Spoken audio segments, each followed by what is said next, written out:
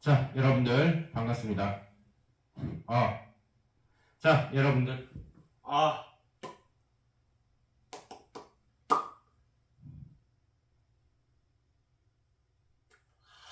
아유, 아. 자, 여러분들 반갑습니다. 자, 다시 한번 커트. 하나, 둘, 컷.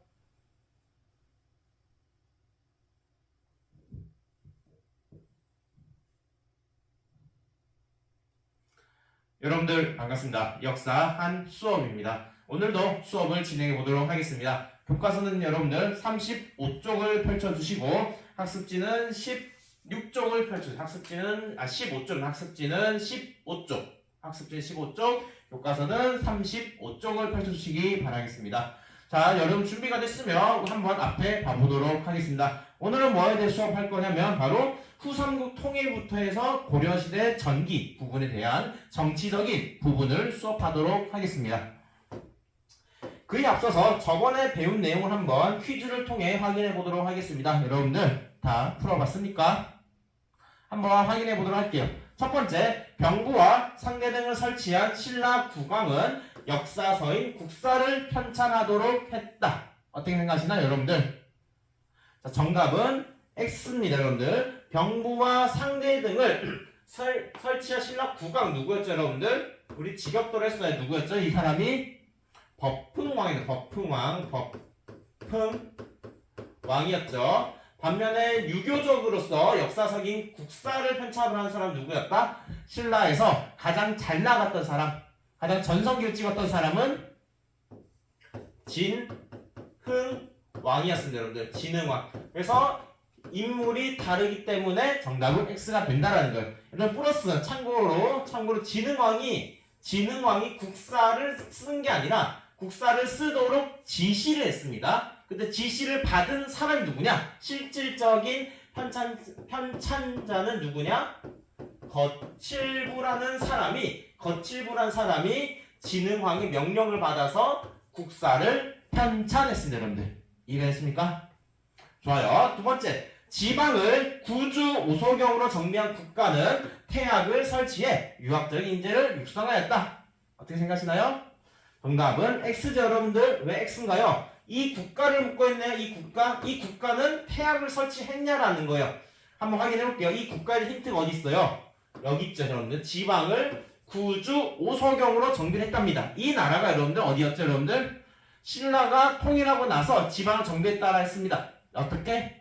9개의 주를 설치하고 5개의 조그마한 수도를 뒀다. 오소경을 뒀다는 거죠. 그래서 이 구주 오소를 정리한 국가는 신라였습니다. 신라. 반면에 태학을 설치한 국가는 어디였어요, 여러분들? 태학은 고구려였죠. 고구려 중에서도 태학을 설치한 왕은 누구였어요, 여러분들? 고구려 중에서도 그 안에서 소수림왕입니다. 소수림왕 시기에 태학을 설치했다는 거고, 반면에 신라가 유학적인 인재를 육성하기 위해서 통일신라 시기에 유학적인 인재를 육성하기 위해서 만들었던 학교는 어디였죠? 신라는 국학이었어요. 신라는 국학. 국학과 태학을 구분을 해주면 되겠습니다. 자, 두 번째, 일심화쟁 사상을 주장한 인물은 누구였죠, 여러분들? 일심화쟁 사상. 마음먹기에 따라 달렸으니 여러분들 화쟁, 싸우지 말고 화합해라 라는 거예요. 불교가 갈등이 매우 심했다라는 거예요. 이걸 해결하기 위해 통일신라 시기에 활동한 인물이 누구였다? 원효였다는 원효. 원효는 또 불교를 대중화하기 위해서 내세웠던 사상이 있었습니다. 뭐였죠, 여러분들? 극락가고 싶으면 무슨 말 하겠어요, 여러분들? 나무아미타불 외치라 했죠? 나무아미타불 외치면 뭐가 된다? 극락갈 수 있다는 거야. 그게 무슨 사상이었다? 그게 아미타신앙이었죠, 여러분들. 아미타신앙 주장했었다. 기억이 납니까, 여러분들? 좋아요. 자, 이제 수능과 수능을 통해서 한번 확인해 보도록 하겠습니다. 밑줄 친 이 나라에 대해서 이 나라를 묻고 있네요. 이 나라는 어디일까? 이 나라에서는 신분제와 관등제가 밀접하게 연관되어 운영되었다. 최고의 관등까지 오를 수 있었던 진골은 중앙관청과 지방 장관직을 차지하며 권력을 독점하였다. 관등 승진의 한계가 있어 육두품은 학문적 능력을 바탕 행정식을 담당하고 왕에게 정치적 존하기도 하였다. 두품이 나오고 진골이 나와요. 우리는 이거를 무슨 제도? 골품제라지. 골품제 여러분들. 이런 골품제의 모습을 보이는 나라가 어디였죠? 나라? 그 나라가 골품제라는 신문제를 운영한 나라가 어디다? 신라죠. 신라. 바로 이 나라는 신라랑 알 수 있네요. 1번 최고 교육기관으로 성균관을 두었다. 이거는 여러분들 조선입니다. 조선 또는 고려 말이라도 봐도 돼요. 고려 말 공민왕시기. 2번 사학 12도가 융성하였다. 사학 12도 하면 고려입니다. 고려 시대다. 3번 국학을 운영하고 독서 상품과를 운영했다. 국학 독서 상품과. 배웠죠 여러분들? 통일신라 시기에 유학적 인재를 육성하고 그 인재를 선발하기 위한 제도가 있었습니다. 그게 뭐인지 기억나나요 여러분들? 바로 국학과, 학교의 국학과 그 졸업을 하면 뽑을 수 있는 제도, 독서 상품과를 시행했다라는 거죠. 정답은 3번이 됩니다. 4번 주자감을 설치했다. 어느 나라죠 여러분들? 주자감은 주작 발해가 주작하기를 바라지 않았습니다. 발해. 5번 지방의 사립교육기관 서원이 설립되었다. 이거는 조선시대입니다. 조선시대. 정답은 3번으로 갈 수가 있겠습니다. 3번 밑줄 친 그에 대한 설명으로 옳은 것은 이 사람이 누군지 볼까요? 계율을 어기고 설총을 낳은 후에 첫 번째 힌트 설총을 낳은 후에 속인의 옷을 속이는 여러분들 여기 이 일반 민간인들이 입는 옷을 말합니다. 속세 사람들이 입는 거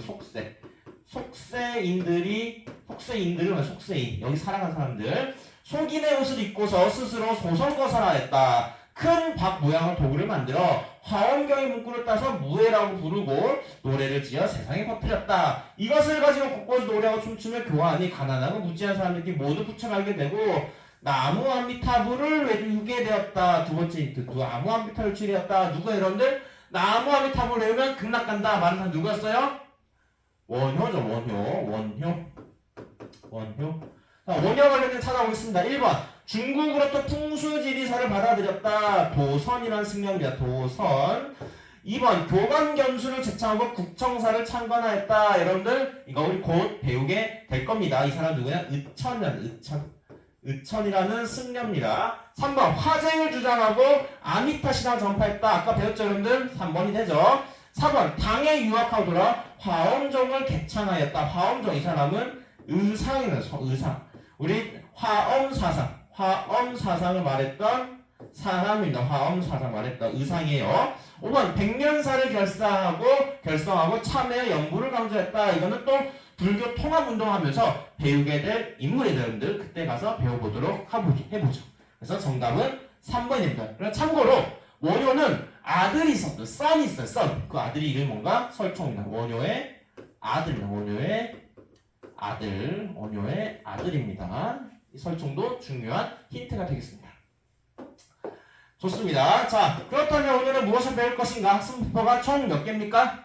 3개죠. 첫 번째 한번 읽어보도록 하겠습니다. 후삼국 통일 과정에서 통치체제 정비의 필요성과 방법을 논의할 수 있다. 자, 이거는 넘어가도록 할게요. 자, 2번 왕권 강화를 위한 노력 과정을 설명할 수 있다. 오늘은 여러분들 통일이 되고 나서 불안정해진 왕권을 다시 강화시켜 나가는 모습들을 보게 될 겁니다. 그 대표적인 인물 3명이 있습니다. 태조, 광종, 성종이라는 3명을 중심으로 파악해 볼 거예요.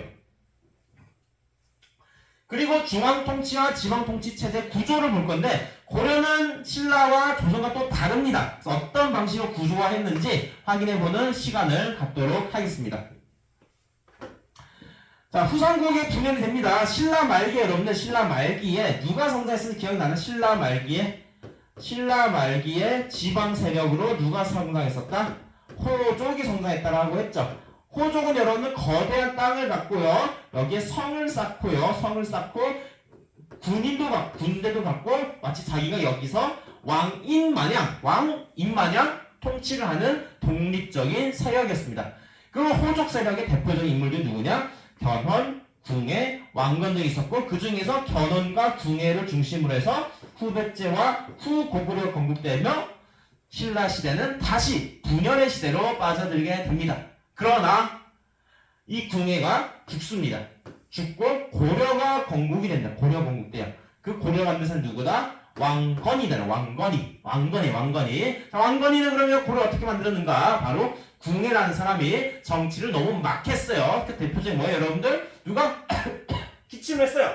기침을 하면 뭐라 했어요? 누구인가? 누가 지금 기침 소리 내었는가? 하면서 여봐라!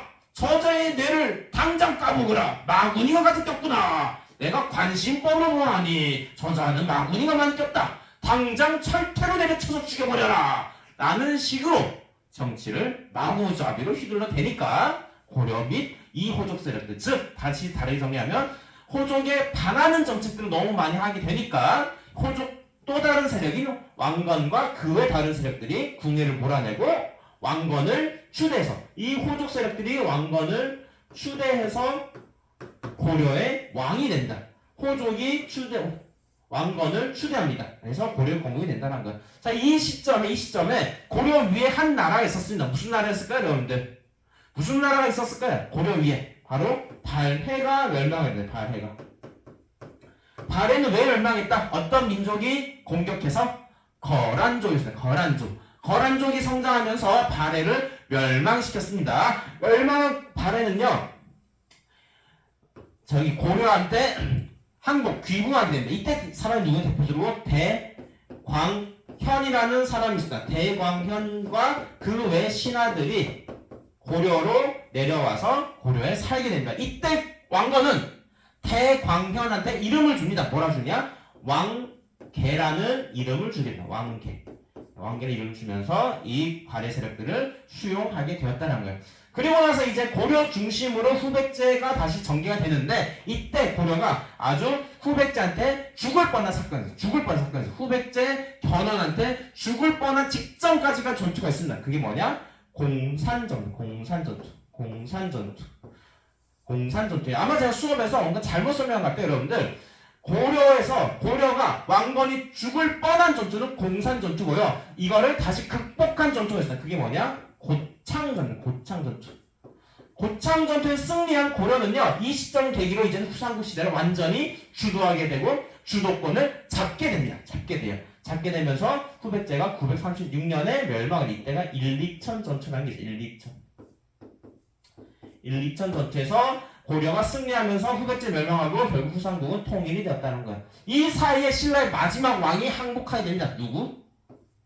병순 왕이 항복하게 되면서 후삼국은 바로 이 인물 왕건에 의해서 완전히 통일이 이루어지게 된다는 거예요. 자, 통일은 이렇지만 여러분들 문제가 있었습니다. 왕건은 누구의 도움으로 왕이 되었다, 여러분들? 누구의 도움으로? 바로 호족의 도움으로, 호족의 지지로 추대된 사람이에요. 즉위한 사람, 호족의 지지로 즉위한 사람이에요. 자기 힘으로 된 사람이 아닙니다.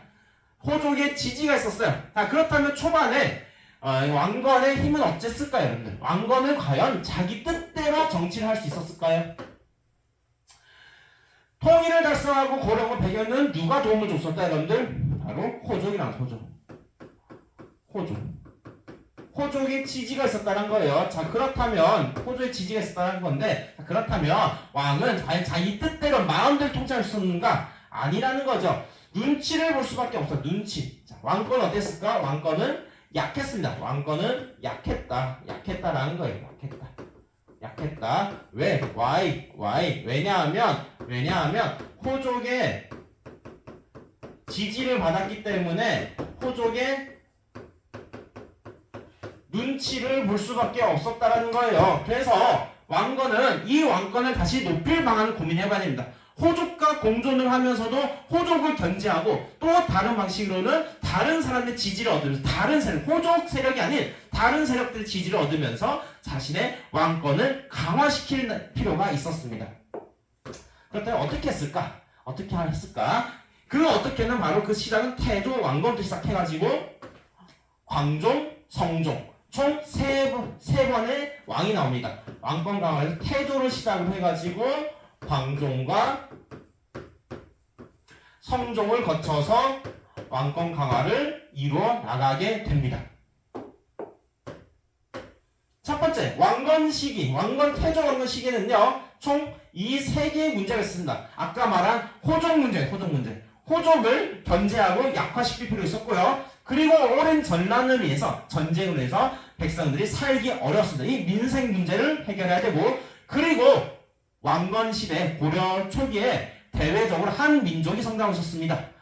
발해가 멸망하면서 그 지역에 누가 나타났을까요? 발해를 멸망하면서 발해 멸망시킨 민족은 어디였어요, 여러분들? 거란족이었죠. 그래서 거란족이 굉장히 성장하게 되면서 대외적으로 위기가 찾아오게 됩니다. 안전 보장 문제가 발생하게 됩니다. 이 문제들 해결하면서 어떻게 했는가? 먼저 호족 같은 경우는요, 학습지가 이제 17쪽으로 넘어갔어요. 17쪽으로 넘어갔습니다. 고려 왕건은요, 호족을 크게 두 측면에서 관리하게 됩니다. 한 측면은 호족을 우대하고요, 한 측면은 호족을 견제하게 됩니다. 왜냐? 여러분들, 호족은 지방에 1명, 2명, 3명 있었다고 했나요? 제가 수업 때? 아니에요, 여러분들. 호족은 지방에 엄청 많았어요. 그 중에서도 특출난 호족이 바로 왕건, 견원, 궁예였다는 거지, 다른 호족이 없었던 건 아니에요, 여러분들. 호족이 엄청 많았어요. 그 호족들 중에서도 힘이 센 유력한 호족들이 또 있었습니다. 유력한 가문들이 있었어요.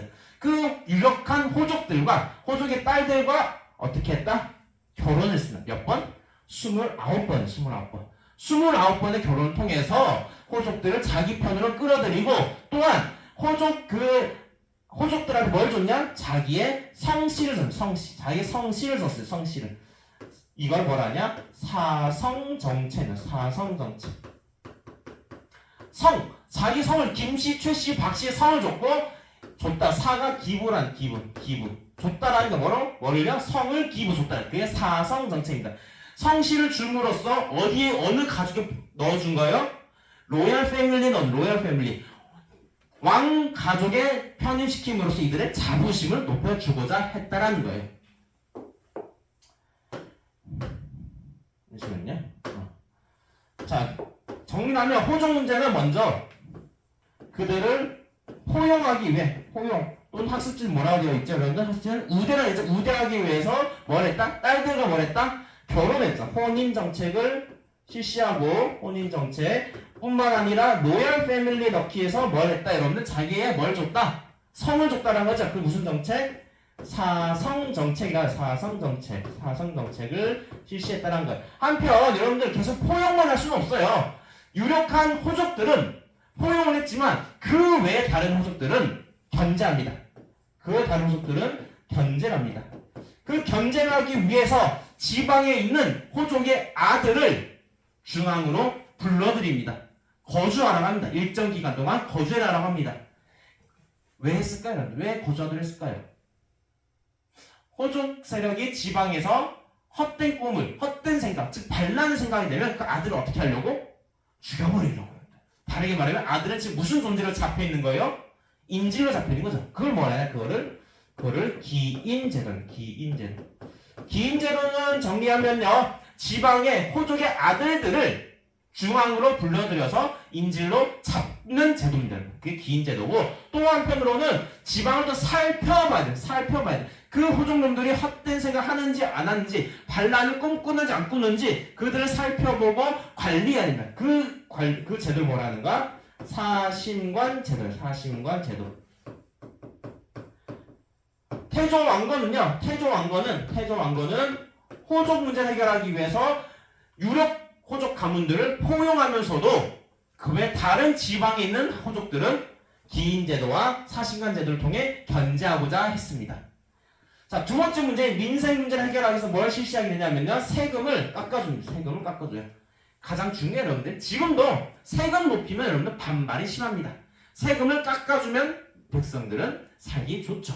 월급을 100만원 벌었는데 세금을 80% 걷어가봐요. 내 수준이 20만원 밖에 없어요. 불만이 있죠. 이거를 10%로 줄인 게 태조고요. 또 이렇게 세금을 깎아줘도 먹고 살긴 가난한 백성들, 빈민들이 있습니다. 이 빈민들을 위해서 쌀을 빌려주는 기구가 있어요. 창고가 있었어요. 거기 어디냐? 바로 흑창. 창고에서 쌀을 빌려주고 나중에 갚도록 하는 제도가 바로 흑창제도입니다. 빈민구율제도로서 흑창을 실시했다는 거예요. 그리고 대외적으로는 누가 성장, 고려 위에, 이 고려 위에 누가 성장하고 있었다? 이 위에 거란족이 성장하고 있었다는 거예요. 그래서 이 거란족의 문제를 해결하기 위해서 먼저 민족을 통합합니다. 그래서 아까 말했던 멸망한 어느 나라 사람 받아들였다? 바렛 사람을 받아들였다라는 거고, 그 대표적인 사람이 누구다? 바렛 유민을 수용했다라는 거죠. 그 유민 중에 대표 사람이 누구다? 아까 대광현이라는 사람이 있었고, 이자한테 왕계라는 이름을 줌으로써 고려와 민으로 포용했다는 거야. 뿐만 아니라 이제는 저 거란 놈들을 정복하기 위한 강경한 정책도 펼치게 되는데, 그 시작점이 바로 서경을 설치하게 된다.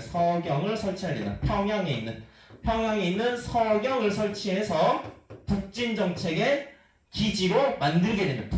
북쪽으로 진격할 수 있는 군사기지로서 서경을 만들게 되고, 이 서경을 설치한 게 이제 성과를 보여요. 이 서경 설치해서 북진, 올라가야 돼.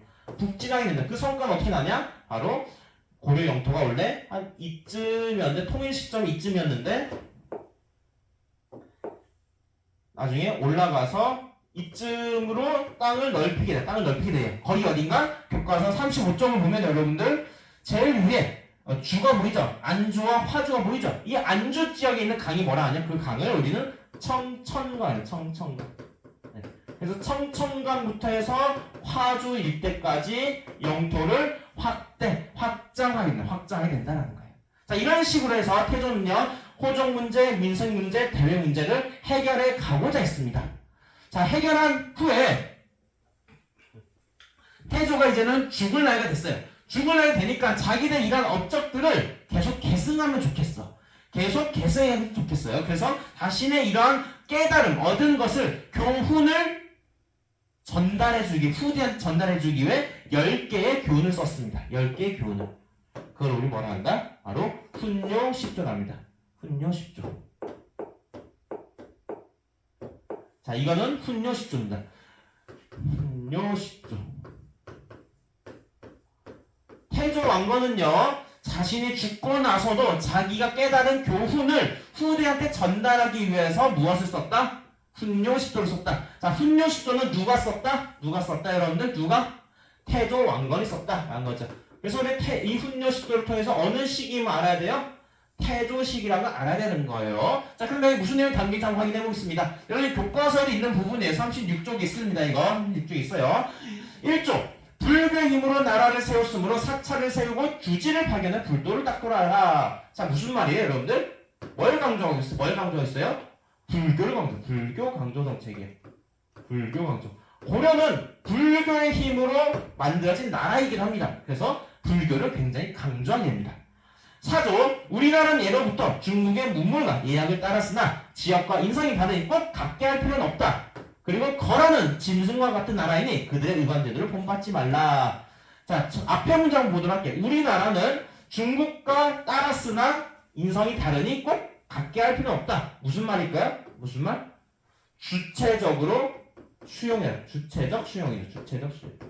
중국 문명을 있는 그대로 받아들이지 말라라는 거야. 그래서 나중에 이게 나옵니다, 여러분들. 자, 그리고 거란은 짐승 같은 나라니 그들의 의관제도를 본받지 말라. 자, 거란에서 어떤 생각 갖고 있는가? 지금 굉장히 부정적인 생각이죠. 그래서 거란에 대한 강경 정책을 보여주게 되는 겁니다. 강경 정책. 그 강경 정책에서 보여준 게 뭐였다? 아까 서경을 설치하는 거였고요. 우리 또 만부교라는 곳에 낙타를 말라 죽이게 됩니다. 만부교 사건 등이 발생하게 됩니다.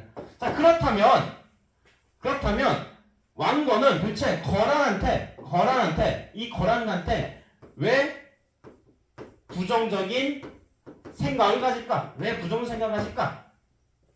정답은 없어요, 여러분들. 정답 없는데 여러 이유 중에 선생님이 이렇게 생각합니다. 왜 거란은 부정적인 생각 가졌을까? 바레를 멸망시킨 민족이 어디였다고요? 바레를 멸망시킨 민족? 거란이었죠. 자, 바레는 어느 나라를 계승하고 했나요? 고구려를 계승한 국가였죠. 자, 그러면 고려도 어느 나라를 계승한 국가였을까요? 고구려를 계승한 국가예요.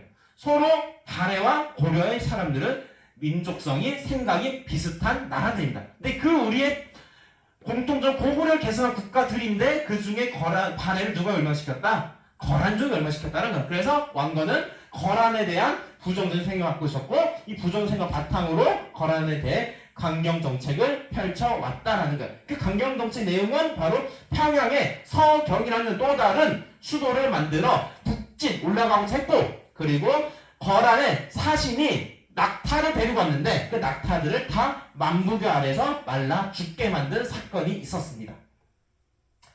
자, 5조 서경은 우리나라 땅 형세 근본이 되니 100일이세 머물러 왕실의 안녕을 이루어라. 자, 서경 나오죠. 왜 그랬어요? 왜 서경을 강조했다? 왜 서경을 강조했다? 북진 정책을 펼치기 위한 하나의 방안이었다라는 거고요. 자, 그리고 여기 보이는 사상이 있습니다. 어떤 사상이 보이나요, 여러분들? 땅 형세를 이야기해. 땅 기운이 좋대. 땅 기운이 좋대요. 땅 기운이 좋대요. 이게 무슨 사상이었어요, 여러분들? 풍수지리 사상이었죠. 풍수지리 사상이 반영되어 있음을 알 수가 있습니다. 6조 나의 지극한 소원은 연등회와 팔관을 베푸는 데 있다. 후세의 간신들이 어떻게 더하거나 줄이고 사해도 결코 들어주지 말라. 연등회와 팔관에는 어느 종교의 페스티벌인가요, 여러분들? 불교의 페스티벌이다. 불교의 페스티벌. 자, 그래서 1조와 6조는요. 1조와 6조는 불교 강조의 내용을 담고 있다라고 할 수 있고 5조는요. 북진 정책에 대한 거란의 강경 정책을 보여줄 수 있고요. 4조는 두 문장 나눠서 생각할 수가 있습니다. 이거를 뭐라 한다 여러분들? 훈요 10조라고 훈요 10조는 누가 썼다? 왕건이 썼다 라는 거예요. 좋습니다.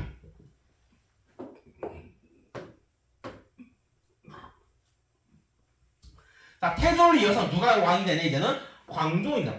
광종이 돼요. 광종이 됩니다. 자, 광종 시기에는 다시 또 호족을 억압합니다. 왜냐? 여러분들 정책을 시행한다고 해서 바로 효과가 나타나는 게 아니에요. 태조 왕건이 그런 여러 노력을 했지만 여전히 호족은 견제합니다. 건재합니다. 여전히 건재해요. 호족은. 그래서 호족 세력을 억압하기 위한 또 다른 제도를 실시하는 그게 뭐냐? 노비 안건법이란 걸 시행하게 됩니다. 광종은 노비 안건법을 실시해서 호족을 억압하고자 했습니다. 자, 그렇다면 노비 안건법을 왜 시행했을까? 이들은 왜 시행했을까? 참여자 노비 안건법이 뭐냐면 노비, 즉 억울하게 노비가 된 자들을 검사해서 억울하게 되었으면 다시 양인으로 풀어주는 제도입니다. 그게 노비 안건법입니다. 당시 호족은요 노비가 굉장히 많았어요. 자, 근데 이게 왜 문제가 될까? 이게 왜 문제될까? Why 문제? 왜 문제예요? 왜 문제가 되길래 광종은 이 노비들을 검사해서 다 양인으로 풀어줬을까요? 왜 그랬을까요? 어떤 문제 있었을까요? 정치적 측면, 경제적 측면에서 각각 생각해보자. 생각이 들까요? 정치적 측면에서는요, 노비가 많으면 나중에 추후에 어떤 걸로 구성될 수 있을까요? 사병이 될 문제가 있어요. 사병이 될 문제. 사병이 돼서 이 노비들이 나중에 광종을 목을 겨누는 세력이 될 수 있을 거고, 또한 경제적으로 어떤 문제가 있을까요, 여러분들? 노비는 여러분 세금 안 냅니다. 무슨 문제가 있을까요? 그렇죠. 국가 재정에도 문제가 있습니다. 국가의 세금을 낼 인구가 절대적으로 부족해진다는 거죠. 그래서 정리하면 왜 문제가 있는가? 바로 사병 육성과 국가 재정에 위기가 있기 때문에 이런 문제가 있기 때문에 노비 안건법을 시행했다는 거예요. 다르게 말하면 why 실시했냐? 목적으로 정리해서 why 왜 실시인가? why 왜 목적? 목적을 정리하면 목적을 이야기하면요,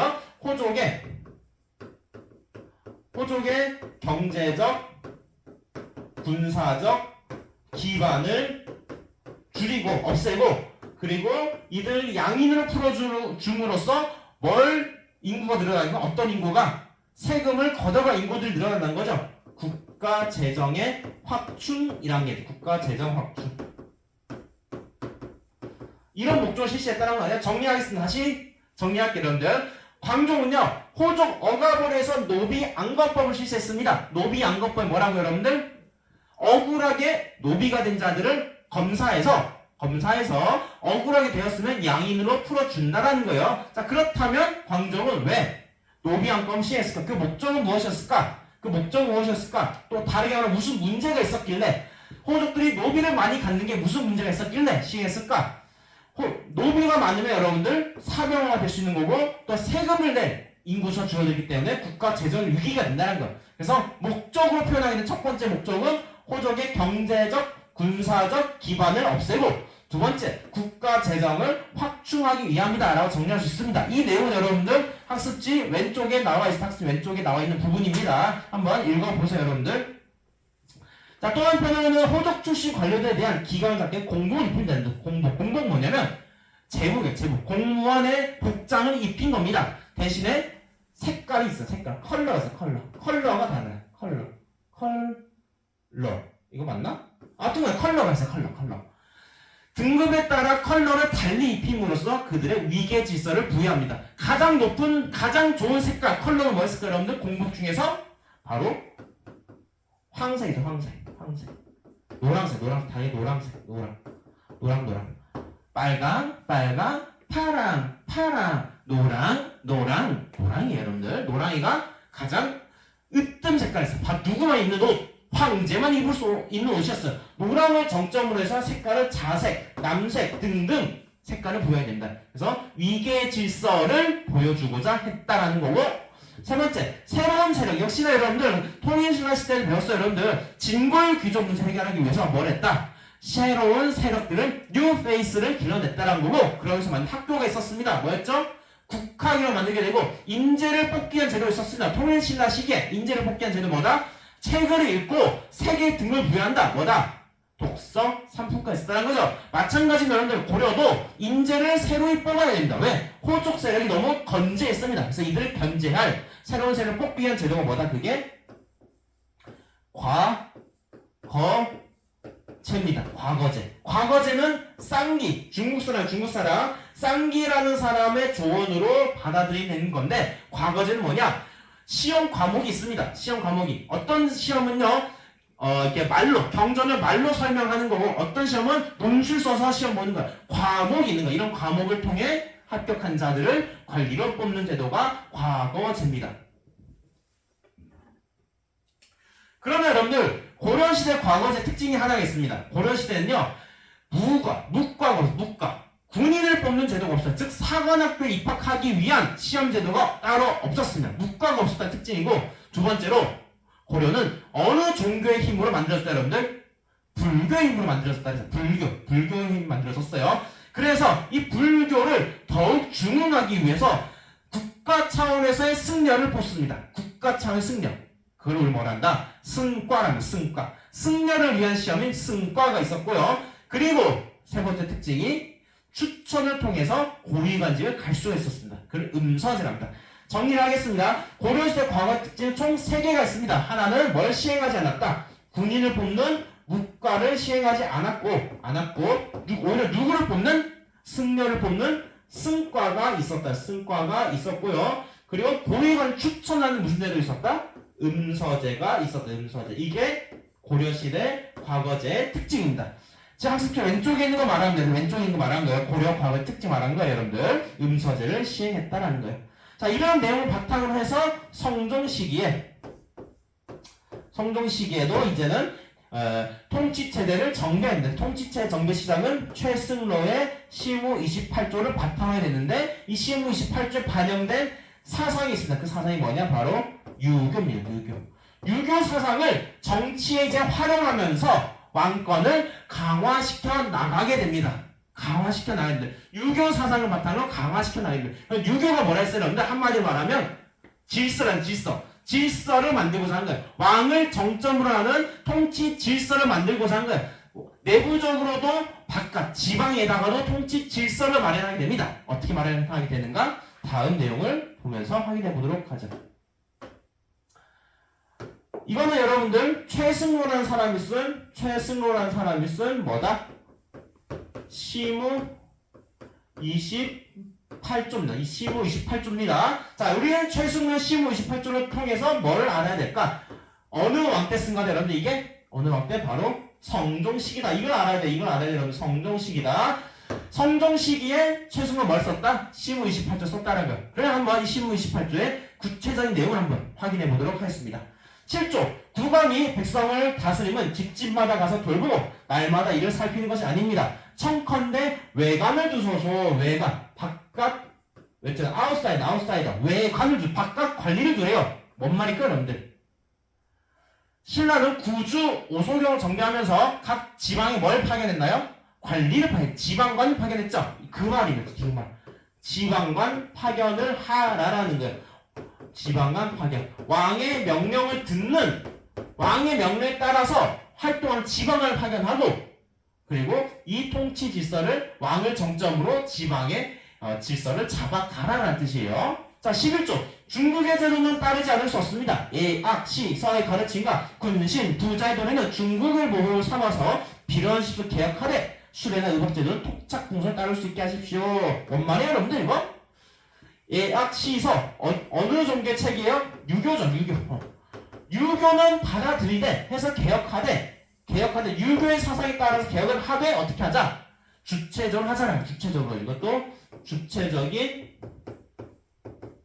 문화 수용을 강조하고 있는 거죠. 자 이런 모습이 보이게 될 겁니다. 중국의 제도를 따르긴 하나 고려의 현실에 맞게 운영이 되는 모습을 보게 될 거예요. 13조 봄에 연등해를 얻고 겨울에 팔관해로 매우 번거롭습니다. 이를 축소해 백성의 수고를 덜어주십시오. 자 여기서 할 수 있는 게 바로 유교사상.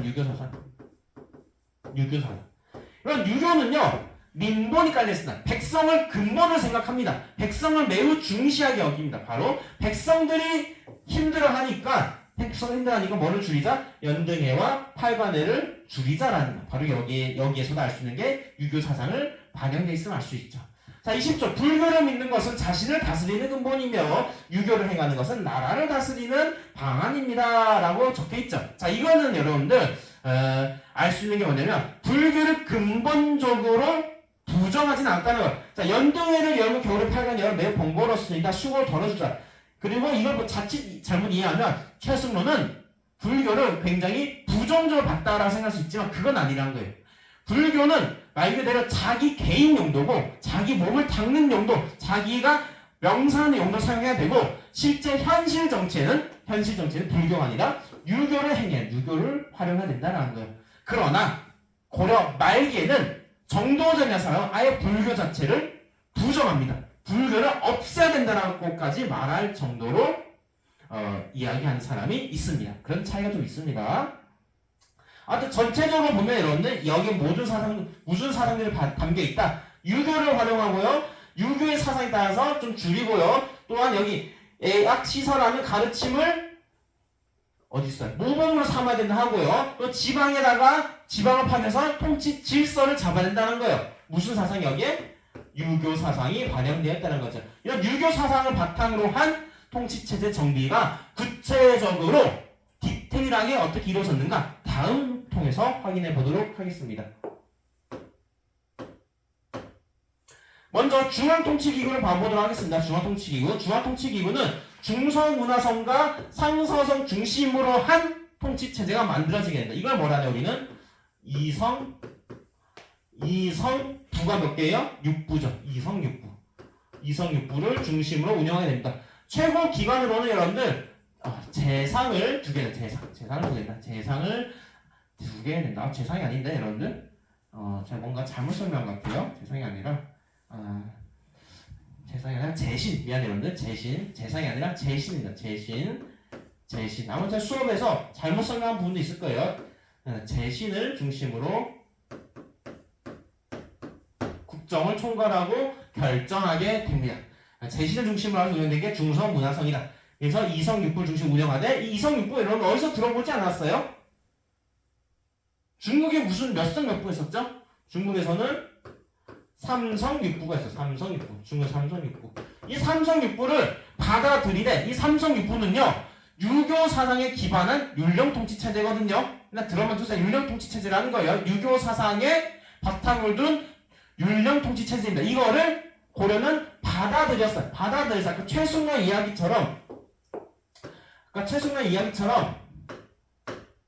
이야기처럼 예약 시사의 가르침과 군신 부자를 도리는 중국을 모범을 삼아서 비련수도 개혁하되 숲속 개혁했어요. 개혁은 했어요. 뭘 받아들여서 몇 성 몇 부를 삼성 육부를 받아들였습니다. 받아들였지만 우리 고려 현실에서는 3개까지는 필요가 없는 거예요.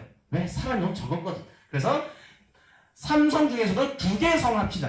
뭐와 뭐를? 중서성과 문화성 합쳐서 2성으로 만들고 2성 만들고 그다음에 육부를 미안해. 이렇게 헷갈리겠다. 중서성과 문화성 합쳐서 1성 만들고 상서성 1성 해서 2성이 됩니다. 2성과 그 다음에 육부 제도로 해서 우리는 운영하게 되었다라는 거예요. 운영하게 되었다. 그 외에 다른 기구도 있다면 이제는 중추원이라는 기구, 중추원이라는 기구가 있습니다. 중추원은요 기밀을 다루고 왕명을 출납하는 거 여러분들 어때요? 신라시대 비슷한 기구가 있어요. 신라시대 뭐와 비슷해요? 신라시대는 뭐와? 집사부와 비슷하다라는 거죠.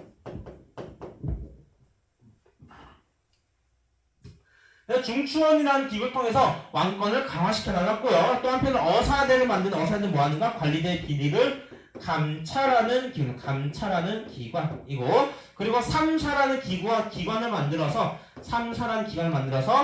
국가 재정 출납, 회계, 머니를 관리하는 기관을 뒀습니다. 그 중에서 어사대의 관리와 중소문화의 관리를 모아서 대관이라고 대관의 역할은요, 아니되옵니다 전하 하는 역할이에요. 아니되옵니다 전하, 아니되옵니다. 그 정책 하지 마시옵소서 견제하는 역할입니다. 그 견제 중에서도 왕이 인사권을 행하는 것, 사람을 뽑는 제도, 사람을 뽑는 권리, 왕이 사람을 뽑는 권리를 견제하기도 합니다. 전하, 그 사람을 뽑지 마시옵소서. 이게 뭐냐? 이게 서경권. 자, 교과서를 봐보도록 할게요. 교과서 37쪽 보면 여러분들 두 번째 문단의 제일 아래를 보면 뭐라 적혀 있어요? 중사문화성인 낭사와 어사대의 관리는 대간이라 불리며 대간의 역할이 뭐다 여러분들? 2가지가 나오죠. 첫 번째, 왕의 자의적인 권력 행사를 비판할 권한과 그리고 뭐야? 두 번째, 왕이 임명한 관리를 거부할 수 있는 뭔권? 서경권이야. 다른 건 서경권은 뭐다 여러분들? 왕이 임명한 관리를 거부하는 권한이다라는 거야. 왕 인사권을 견제하는 권한이 뭐다? 서경권이다. 이게 이런 역할을 했던 관리가 뭐다? 대간이다라는 거예요. 자, 여기까지는 이 노란 색깔은 모두 다 중국의 제도를 수용한 겁니다. 수용하되 어떻게? 주체적으로 우리 현실에 맞게 적용한 사례들이에요. 그러나 중국의 제도를 수용하지 않고 우리나라만의 독자적인 기구가 있습니다. 그게 뭐냐? 첫 번째가 도병마사와 식목도감이 있습니다. 도병마사는 뭐냐면 여러분들 이 중서문화성과 중추원의 대빵들이 모여서 회의하는 기구인데요. 뭐에 대해서 회의할 것 같아요? 뭐에 대해서? 바로 군사 문제에 대해서 회의하게 됩니다. 식목도감 그 외의 것들, 다양한 제도에 대해서 이야기하는 것이 식목도감이라는 거예요. 이 도병마사는 임시회의기구입니다. 이런 식으로 중앙통치체제를 정비하게 되는데 이거를 영상으로 정리해 보도록 하겠습니다. 고려는 당의 삼성 육부제를 받아들여 나라의 실정에 맞게 이성 육부제로 고쳐 운영하였어요. 중서문화성이 국정을 총괄하였고 상서성이 육부를 관리하며 정책을 집행하였어요. 왕의 비서기구인 중추원은 군사기밀을 다루고 왕의 명령을 전달하였답니다. 이 밖에도 관리의 비리를 살피는 어사대와 국가재정의 출납과 회계를 담당하는 상사가 있었어요. 한편 중서문화성의 재신과 중추원의 출신은 도병마사와 식목도감에서 국가의 중요한 일을 논의하였어요. 도병마사에서는 주로 국방과 안보 문제를 논의하였고 식목도감에서는 제도를 제정하였죠. 그리고 중서문화성의 랑사와 어사대의 관리를 합쳐서 대강이라 불렀는데 이들은 왕의 잘못을 비판할 권한을 가지고 있었어요. 또한 왕의 관리 임명을 거부할 수 있는 사면권도 가지고 있었습니다. 이처럼 고려의 중앙통치제도는 왕의 독단적인 국정 운영을 막고 권력의 균형을 추구하는 방향으로 운영되었어요.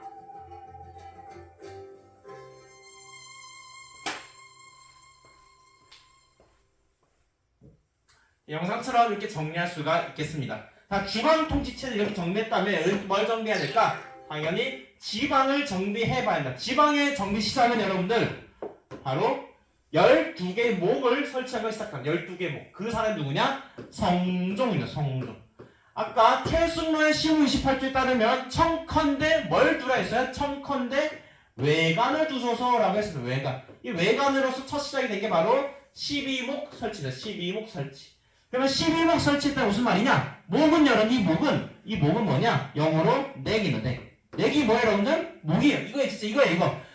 넥 슬라이스 이 목입니다 여러분들. 이 목이 여러분들 어떤 의미예요? 목 딱 잘리면 어떻게 사람? 죽죠. 중요한 위치라는 거예요. 목 없으면 밥 어떻게 먹어요? 못 먹어요. 숨도 못 쉬어서요. 중요한 의미를 갖는 거예요. 다르게 말하면 성종은요. 각 지방에서 중요한 구역들, 중요한 골목 몇 개? 그거를 12개 뒀다는 거예요. 12개의 목을 두고요. 거기에 지방관을 파견, 청컨대 외관을 파견한 거예요. 이해가 되셨습니까? 네, 성종 시기에 다르게 말하면 12목 설치는 여러분들 어느 왕 때다? 성종 시기다라는 거예요. 성종이 지방에 설치한 게 뭐다? 12목이다라는 거예요. 여러분들 이해가 되셨나요? 이 12목을 시작으로 해가지고 최종적으로는 경기, 오도, 양계로 정비가 이루어지게 됩니다. 먼저 지방행정 구조를 보면요. 크게 중앙과 지방, 다르게 말하면 수도권을 말할게요. 수도권과 지방으로 나눌 수가 있습니다. 수도권 당연히 경기로 만들었고요. 그 다음에 그에 따른 지방은 오도와 양계로 만들게 됩니다. 오도와 양계. 그 중에서 오도에 파견한 사람이 뭐냐? 안찰사라는 관리를 파견하게 됩니다. 우리 도지사가 있는 것처럼 각 도마다 도지사가 있습니다. 그 도지사 뭐라고 부르는가? 고려시대는 그 이름을 뭐라고 불렀어요? 안찰사라고 불렀어요. 안찰사. 이 도를 중심으로 해서 도 아래 주가 있고요. 군과 현이 있습니다. 그러나 고려시대 독특한 특징이 하나 있다면 모든 군과 현에 지방관을 파견하지 못했습니다. 지방관이 파견된 것을 뭐라고 부르는가? 주현이라고 부르고 주현이. 지방관 파견되지 못한 뭐라고 부르냐? 속현이라고 부릅니다. 주현이, 속현이 이렇게 부릅니다. 자, 이게 고려시대 지방제도의 특징이에요. 특징. 첫 번째 특징. 자, 그리고 또 다른 지방이 있어요. 바로 양계라고 해요. 양계라고 게 있어요. 달보단 두 양계입니다. 두 양계. 군사적 목적으로 방어로 한 두 양계 위치를 한번 확인해 보도록 해보겠습니다. 자, 여기 보면 양계가 어디 있나요 여러분들? 양계가 어딜까요? 보이나요? 안 보이죠?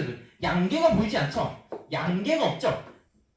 양계가 안 보이죠? 그러나 계는 보여요. 계 어디? 북계와 동계를 불리는. 우리는 이거 합쳐서 뭐라고 부른다? 양계라고 해요. 양계라고 부릅니다. 자, 양계를 보면 특징이 뭐예요 여러분들? 어디에 위치해 있어요? 제일 북쪽 위치에 있다. 북쪽에 뭐가 있어요 여러분들? 국경이죠. 국경지대에 위치해. 국경지대 위치에 있다는 것. 즉 이거는 무슨 목적이 더 크다? 바로 국경 방어 목적이 더 크다라는 것. 그래서 여기는 지방관은 안찰사를 보는 게 아니라 군인을 보는 군인. 그걸 뭐라 하는 우리는 병마사를 파견해서 북쪽의 국경 방어를 주 목적으로 운영하게 됩니다. 이거를 유명한 노래를 부를 수가 있죠. 북쪽 구경 방어 목적으로 한 달리달보단 두 양계 이렇게 배울 수가 있겠죠 여러분들. 자, 그리고 고려시대 지방행정구 또 다른 모습은요. 향부곡소라는 특수행정구역이 있었습니다. 특수행정구역. 이 특수행정구역은요. 군현 아래에 위치한 게 향부곡소입니다. 향부곡소는요. 향부곡소예요. 세 개예요. 이거는 세금 부담이 매우 큰 것이고요. 세금 부담 어떤 부담이냐? 소는 수공업 물건을 매번 받쳐내고요. 향부곡은 조세가 쌀 세금이 매우 다른 지역에 비해 높았습니다. 그걸 또한 여기에 사는 사람들은 이 지역에 사는 사람들은 과거 응시가 불가했어요. 여기 사는 사람들은요 기본적으로 양인 다르게 말하면 오늘날 같은 일반 국민들 다 국민들이에요. 양인들인데 이 군현에 사는 양인들에 비하면 세금 부담도 크고 과거 응시도 못할 정도로 굉장히 천한 사람들. 신분으로는 양인이지만 실질적으로는 천인과 다름없다라고 해서 불리는 게 신량역천이라고 부른다. 정리하면 여러분들 고려시대의 지방행정구의 특징은요. 먼저 지방간이 파견되지 않은 속편도 있었다는 거고요. 두 번째 특징으로는 특수행정구의 향부국소로서 여기는 신량역천이라는 모습을 보인다라는 게 두 번째 특징으로 정리할 수가 있겠습니다. 이해가 되셨습니까? 자, 이거 보면 이거는 넘어가도록 하겠습니다. 여러분 넘어가도록 할게요. 해서 오늘 수업은 여기까지 하도록 할 건데요. 이거를 한번 이렇게 한 판으로 정리해 보도록 하겠습니다. 한 판으로 정리해 보도록 하겠습니다. 오늘 배운 거는요. 크게 왕권 아니다. 이렇게 할게요. 이렇게 왕권가보다는 통치체제 정비라는 큰 틀 안에서 봤어요. 통치체제 정비. 통치체제를 정비하게 됐습니다. 통치체제를 정비하는 시대적 배경은 뭐였다? 뭘 통일하고 나누었다? 후삼국 시대를 통일하고 난 후였다라는 후삼국 시대 통일하게 되면서 통치체제를 정비해야 되는데 그 시대를 우리는 크게 세 왕을 중심으로 봤다. 세 왕을 중심으로 봤었다는 거죠. 먼저 태조왕 그리고요 광종 그리고 성종 이렇게 봤다는 거죠. 성종. 태조 같은 경우에는 크게 세 문제가 있어. 어떤 문제들? 누구에 의해서 즉위했었다? 호족 문제가 있었다는 거고요. 그리고 무슨 문제? 안 들려요 여러분들. 그쵸? 민생 문제 있었고 무슨 문제? 외교적인 문제가 있었고 대외적 문제 있었죠. 호족 문제 해결하기 위해서 크게 두 측면에서 했었다는 거예요. 두 측면 뭐였다? 그를 포용하거나 또는 견제하고 있었다는 거예요. 포용하기 위해서 실시한 제도가 뭐였다 여러분들? 두 가지. 포용제도가 혼인정책과 그리고 뭘 줬다? 사성정책이었다. 성을 줬다는 거죠. 그리고 견제하기에서는 뭘 했다 여러분들? 살피고 지방 살피는 사시간 제도도 있었고 또 한편으로는 뭘 했었다? 아들 임질로 잡아오는 기임제도가 있었다는 거죠. 민생 문제 해결하기 위해서 뭘 했었다 여러분들? 두 가지. 세금을 깎아주고요. 그리고 가난한 백성을 도와주기 위한 흑창을 설치했었다. 흑창 설치가 있었다는 거죠. 외교적으로는 누가 성장할 수 있다? 외교적으로 여러분들 누가? 거란족이 성장하고 있었다는 거란족이 성장하고 있었다는 거죠. 그래서 어떻게 했다 여러분들? 발해 유민들을 수용했었고요. 그리고 뭘 설치했다? 서경을 설치했다는 것 이런 내용들을 배웠었죠. 그러나 여전히 호족 견제를 하려 했지만 호족 견제는 완전히 이루어지지 못했고 광동시대도 이어졌다는 것. 광종은 호족을 견제를 실시한 제도가 뭐였다 여러분들? 노비를 확인하는 제도. 노비안검법을 실시했다는 거예요. 노비안검 왜 했다는 거? 왜 했었다? 왜 했었다? 두 가지. 하나는 뭐요? 군사적, 경제적 기반을 누구의 군사적, 경제적? 호족의 군사적, 경제적 기반을 약화시키고 어디에? 국가의 재정을 확충하기 위함이 있었다라는 거죠. 그리고 공복이라는 걸 제정해가지고 위계를 표현하고요. 질서를 만들어가고자 했고 그리고 뭘 시했다? 뉴페이스 과거제를 도입했다는 거. 이때 주장한 사람이 누구다? 쌍기라는 사람이 주장했었다는 거죠. 자, 성종 시기에는요, 뭘 도입했다? 유교 정치. 유교를 정치에 활용하자 했고, 이걸 주장한 사람이 누구였다, 여러분들? 최승로의 무슨 글? 시무 28조란 시무 28조. 이 시무 28조에 따라서 유교 정치를 도입하게 됐는데, 크게 중앙과 지방의 통치체제가 정비가 이루어진다는 거예요. 중앙 같은 경우는 여러분들 뭐다? 중앙 같은 경우는 몇 성 몇 부? 2성 6부를 중심으로 하면서 거기에 어사제도 있었고요. 여러분들 그 다음에 뭐가 있었다? 중추원이라는 비서기관도 있었고요. 그리고 돈을 담당하는 삼서라는 기관도 있었고요. 그리고 우리의 독특한 우리만의 기구인 군사회의라는 도병마사가 있었고 그리고 제도를 회의하는 식목도감으로 정비를 했었다는 거예요. 그 중에서도 중서문화성과 어사대 관리가 모여서 뭐가 되었다 여러분들? 대간이 되었다라는 거죠. 대간. 지방 같은 경우에는 몇 도 몇 개로 만들었다 여러분들? 오 5개 도와 2개의 개로 만들었다. 5도 양개로 만들었는데 이 중에 특징적인 게 특징적인 게 5도 중에서도 주현 중에서도 지방에 파견되지 않는 곳을 뭐랬다 여러분들? 속현이야 속현. 속현이가 있어 여러분들 지방관이 파견되지 않은 곳이 있었다라는 거예요. 그리고 또 다른 특징 여러분들 뭐가 있었다? 향부곡소 등 신량 역찰 특징 보이는 특수행정구역이 있었다는 게 고려시대의 특징이었다는 거. 특수행정구역 다는 거죠.